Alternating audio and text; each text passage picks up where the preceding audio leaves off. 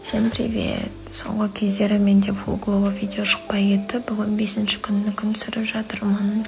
Бүгін ауыз бекітуге тұрған кезде сразу інімнің шалбарын өтектеп беріп қайта ұйықтап қалдым.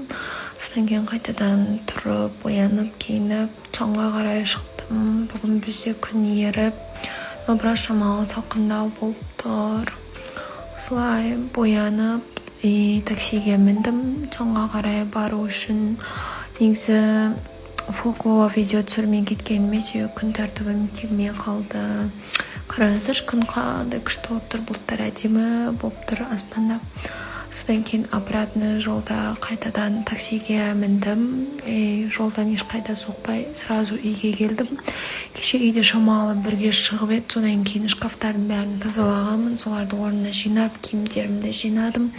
Потом мама келген соң мамаға шай дайындап бердім. Потом Каспиден осындай заттарым келді, бұлардың распаковкасын бөлек саламын видеосын.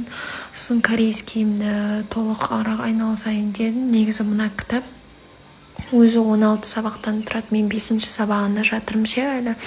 Соны енді марттың 15-іне дейін осы кітаптағы бүкіл тапсырмаларды орындап бітіруім керек деген мақсат қойдым. Күнделікті салып отырамын. Бүгін шамалы қиын әріптерді оқуды үйрендім.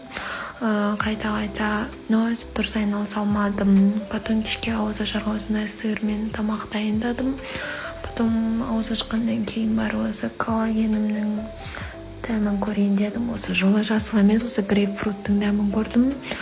Потом Каспиден алған заттарымды тестировать еттім. Сонымен влог